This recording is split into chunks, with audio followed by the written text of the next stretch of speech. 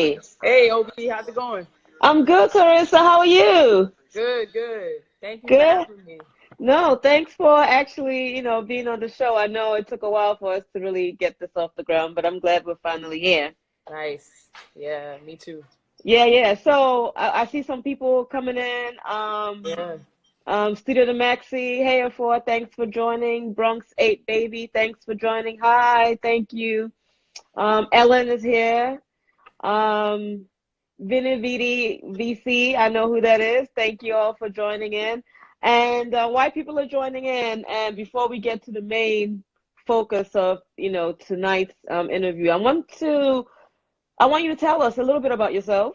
I read up a lot about you. I've watched a lot of videos, and I'm like, okay, I don't even know where to begin. So I'm gonna toss that to you and ask you to tell us who you are, and we'll dive into your community advocacy work.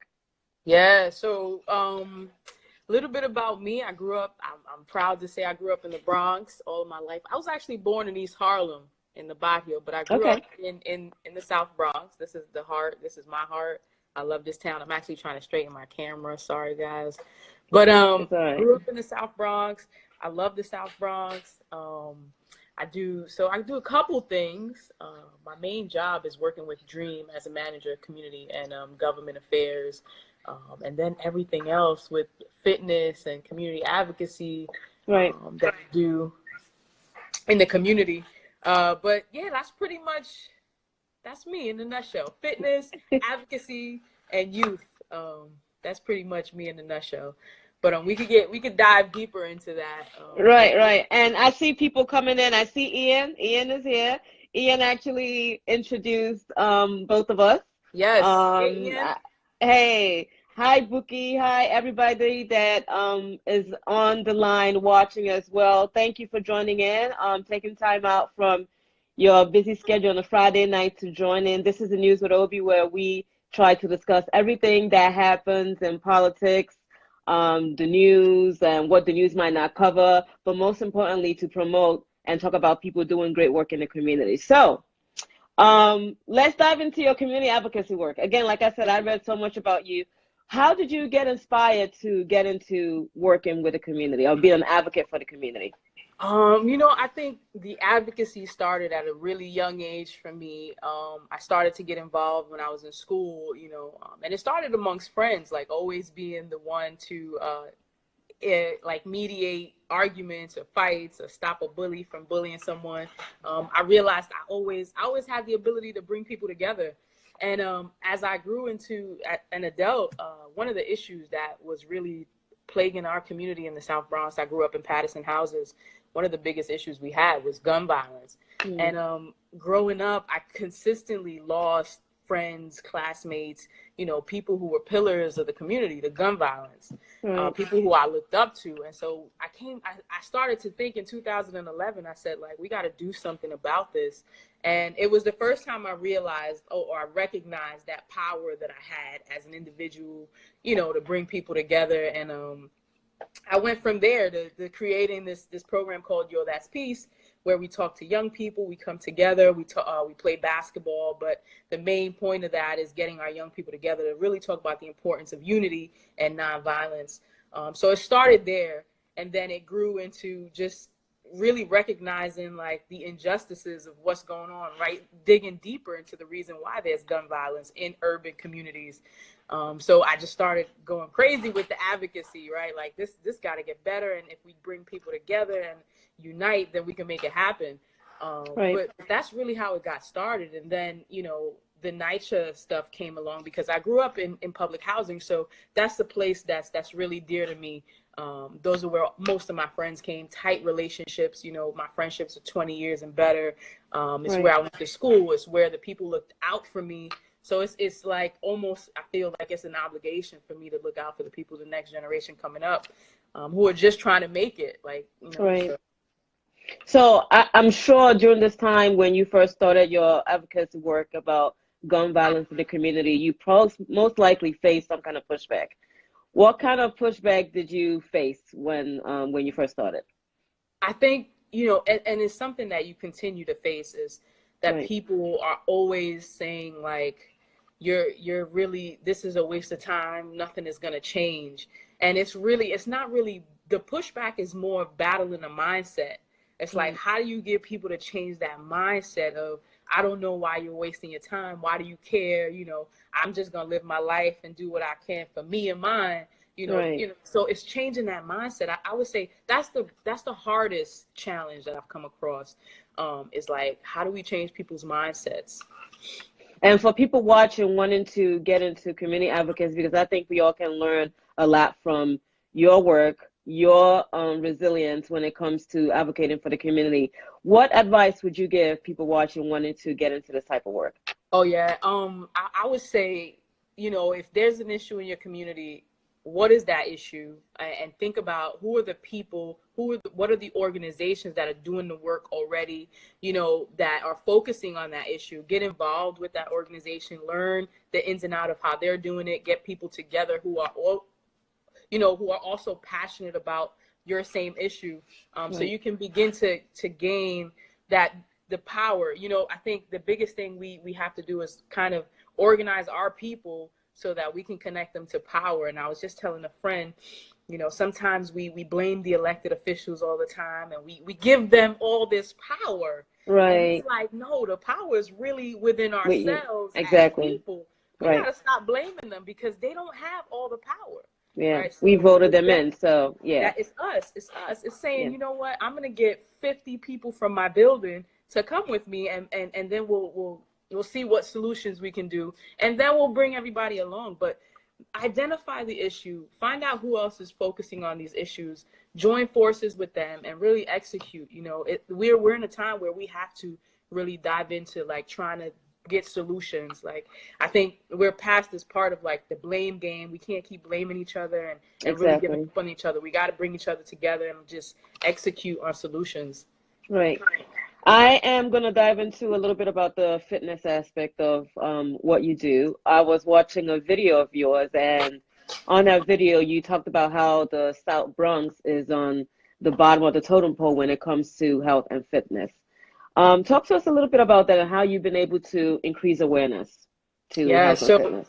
So I used the hashtag Not62, which is an initiative that came out a couple years ago, because the South Bronx was ranked the unhealthiest county in New York, coming in 62nd place out of all 62 counties. And so myself being unhealthy in 2016, I was diagnosed with diabetes. I was 285 pounds. And at that point, I kind of almost lost hope. I became depressed for a little bit after being diagnosed with diabetes, but I recognized that I had to make a change, and I had to start immediately because I felt like at a young age, this is not good, especially to have diabetes. It ran in my family. I saw the consequences. I saw, you know, how it took my grandfather's life, my dad. So these were the things that I saw all the time. So instantly I began to research, because in my community, again, it's almost like a food desert when it comes to healthy living or healthy foods. We don't have access. We don't have the healthiest supermarkets where you can go and buy fresh produce. You know, when you look around, we have thousands of chicken restaurants, fried chicken, and McDonald's, Taco Bells, all of these food chains surrounding our communities. We can't go into a deli, and it's costly to eat healthy also. So we have these barriers and these challenges. So through all of that, I started to research, you know, foods and exercises that can help me with diabetes. So I stopped drinking soda. Was a huge issue. I stopped drinking soda. I stopped drinking juice. I just went on water. So for 2 years now, I've just been drinking water, alcohol, you know, so just really focusing on exercise, health and wellness. So I exercise 4 to 5 days a week. And so I realized that there's a community. It's not just me, but a lot of people shared the same story about having diabetes and resulting to just medication, how many medications they're taking a day. And so I became a fitness instructor through ShapeUP NYC, which was free training. And I said, I want to bring a fitness class to my community in Patterson. And it's when I started this fitness class for the community. And now we have women who are in the class who are now saying, you know, my A1C, my sugar level is down, my blood pressure is controlled. So these are the things that, you know, which is great and all free. You know, people need to know, like, these things are free. They're accessible if we just, you know, kind of like educate ourselves and help each other. Have you been getting any kind of funding to help with this health and fitness initiative or no? Yeah, so no, I don't receive any funding. It's a free program. We kind of ask for donations in terms of like equipment. Hmm. So pretty much ShapeUp has given us all the equipment that we need, but we don't get any funding at all. Okay, so for our viewers watching that will want to Yeah, donate, absolutely. when you get a chance, you can type in so that people can see it in the comments. So please let us know how we can help, how we can support the initiative, because Absolutely. there's a lot of great work that you're doing in the community, and for Thank you. you to, be doing it for free too, It's for that's awesome. free. Yeah, Yeah, that's awesome. thank you. So when it comes to feedback, I know you've received a lot of feedback from the community. Talk to us a little bit about that. I'm sure it must feel rewarding to see the changes that has been initiated based on what you've done. Yeah, I mean the feedback has been great. And I think one of the greatest feedbacks is that like people are seeing change within themselves, and they're like they feel so good, and people just thanking me, but not realizing like this is all you really, because you're Right. the one that's putting in this day-to-day work. But it's been really positive feedback. People want to see more class. They want more classes in their area. They want to get healthy. People want to learn how to eat right. Yeah. These like diabetes is a disease that you can definitely avoid if you break the cycle, right? Like my grandparents cooked a certain way. My mom cooks the same way. I'm going to cook the same way. So we're all eating the same way in different generations. So we're all Right. going to have the same ailments. Yeah. A lot of the times they say it's hereditary, but I don't believe that. I believe if we break the cycle of how we eat, how we exercise, we can prevent a lot of these things. Yeah. Yeah. That's very true. I see some people coming in. Thank you. I saw somebody from tuning in from Paris. Thank you. Thank you. Nice. Thank you. Thank you for watching. Thank you for taking time out to, and with the Paris person too, the time difference too. So thanks for being here. So let's talk about, I know you work with a lot of women with the fitness program that you do, and in the past year, like 2018 was considered the year of the woman based on Yeah. how many people we have in Congress now and all that kind of great stuff. So with what you do and your advocacy work, how do you think that we can keep on empowering women to let their voices be heard? If you want to go for running for office, don't be afraid to do that. If you want to start Right. working out and getting your health better, don't be afraid to do that. So what can we do to keep that going? Yeah, definitely. I think if you want to run for office, you have to. It's hard because even as I think about this, you look at elected officials and you say like, I don't really identify. I don't look like this person. Is this the model of how elected officials look? Is this what a politician is? But you have to believe in yourself as a Right. person from the community. You just have to put yourself in that race. It's not about how you dress. It's not about how you talk. It's not about how you walk. It's about you being passionate about issues, you being passionate about change. Jump right in. Don't be afraid. Don't think about, am I good enough? If you want to make change, then you Yeah. deserve to be in that race. And And it and quite that's what. honestly, it starts from the community. Like what you're doing, advocating from the community. It starts from there. And by the time you know it, and I look forward to you running for office one of these days if Thank you you. if you haven't started already. But Right. honestly, it starts by doing the little things, that turns into, running for the big office type of deal. Right. So speaking of you running for office one of Yeah. these days, what is in store for Clarissa for 2019? What's in store for you?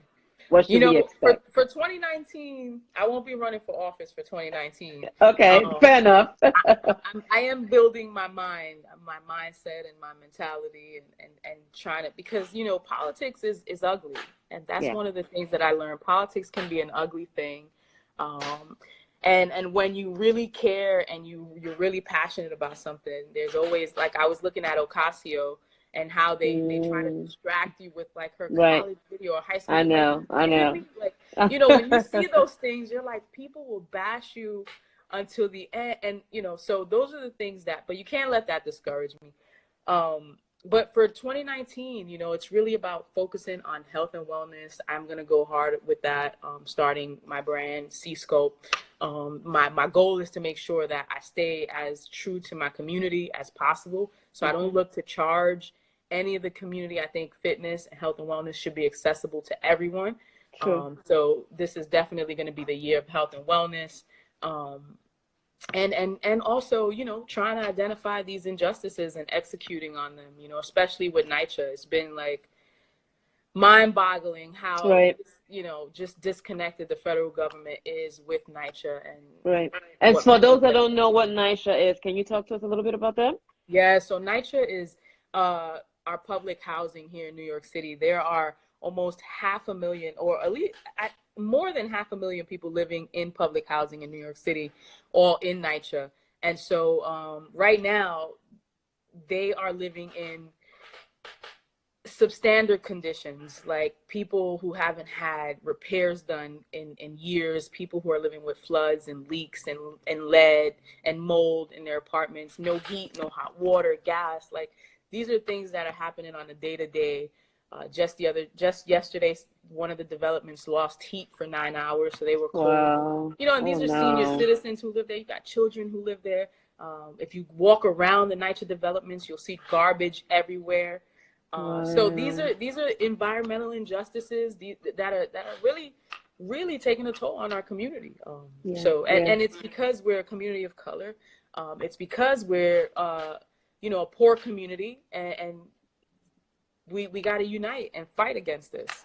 You know, public housing has been pivotal in my life, in my family's life. I have my mom who still lives in public housing, my grandmother who lives in public housing. And if it wasn't for public housing, we wouldn't have had shelter that we could afford, you know, while I went to school, while my brother became a lawyer. Like, these were important things for us, because we wouldn't have had a stable home, because there's nothing, especially now, there's really nothing that's affordable. So we have to make sure that we preserve public housing for the next generation. Well, kudos to you for, you know, at least taking that initiative. And again, if you can type in where we can actually donate and, you know, support your initiatives, that would be great. And I see Smooth J has a question. He says, what are some of the healthy foods you intake on a daily basis? Yeah, so for breakfast, I usually eat like one slice of whole wheat toast with avocado, or I'll do egg whites and spinach. I kind of go back and forth. For lunch, I'll have a salad with some protein. It might be salmon, might be chicken, all clean, grilled or baked, nothing fried. Dinner, I'd have like vegetables, which would be sweet potatoes. I most likely for dinner, I'm having 2 vegetables. So sweet potato and like string beans with salmon or chicken, or even like a lean beef I might do. Most recently, I've been trying to eat less meat. So I'm trying to learn. I don't want to become vegan or vegetarian. I just want to learn how to eat different things. And so I'm exploring the meatless world of what are some other protein options instead of meat. So I've been doing, so today I did like lentils and with some quinoa and some vegetables, which came out pretty good. So speaking of that, is there nutrition books in the works? Because, I mean, you seem pretty knowledgeable. I mean, there's no better place to get advice from than from the person that's experienced it firsthand. So, you know, do you give people nutrition tips as well as a workout? So because I'm not a licensed nutritionist, I don't, you know, give them like detail, but I'll give you like tips on like snacks that I eat or things that I eat. I usually just recommend, you know, what works for you. You would definitely need to know your body a little bit, maybe even go to the doctor, talk to the dietitian or the nutritionist, just to like give you a start, because everyone's body is different. But I can definitely tell you like food groups, healthy fats, you know, proteins, healthy proteins, and healthy carbs that can definitely help. But never thought about a book. Maybe. We're planting a seed here. We're planting a seed. So again, for people that are just joining in, Clarisa is a huge advocate in the community in the South Bronx, and we've been talking to her about her advocacy work and what she's been doing in the community besides just Advocacy, she also does, health and fitness. So all of them does tie together. So how can we find you? Website, Twitter, Instagram? Yeah, I'm Coolriss. So COOL_RISS on Instagram. I'm Coolriss on Twitter, and Clarisa Alayeto on Facebook. Those are the 3 platforms where you can find me. And for donations too, through those platforms, or contacting you directly, or? Yeah, for donations, you can definitely reach out to me through the social network platforms as well. Okay. And another question, or probably one of my last questions to you, is what does success mean to you? So success to me means doing what you love. So if you're happy with doing whatever it is that you're doing and you love it, then that's success. Sometimes we get caught up in thinking success is a lot of money.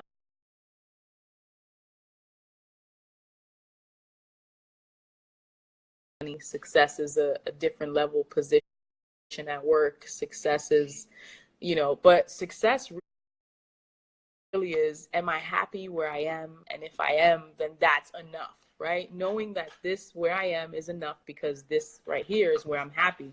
As humans we desire a lot, right? And we think that those things make us happy, make us successful. But to me, success is just really doing what you love. I tell people, I could not have a job. If I didn't have a job today, I would still be happy doing what I love because it's what I love to do, right? Helping people. So that's pretty much what success to me is. Yeah, so pretty much your passion is right. a way of, saying that's what that makes you successful. So. Right. All right, so let's see if anybody else has a question. And while I'm trying to pull questions out of people, Clarisa, can you type in something in terms of email address or how we can contact you? Yeah, definitely. Just in case when people come back, they can always refer back to it. If anybody has another question for Clarisa, feel free to type it in.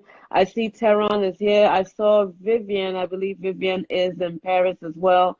Thank you, everybody, for tuning in. And we have a question in from One Vix. He says, but doesn't it make you easy, satisfied, and not driven if success does not mean any challenge? So, again, it definitely is. It definitely is what, if you're passionate about something that is hard to attain, then you have to push yourself. Right. For me, that is passion doesn't mean it's going to be easy. You know what I mean? So right. It doesn't mean it's going to be easy, but when you talk about success, it's like, listen, for me, my work, and this is success. Success is this. I can be broke. I can be, broke and be successful because I'm doing what I love. And that's what to me, it's simplicity. It's doing what you love. And not by other people's definition of what they think that you will look like as a success. Yeah. But I hear what you're saying. Is it settling? Is it settling for less? It's up to the person. It's really up to the person. It's up to your passion, and it's what you define as success. Right. And just because it's right.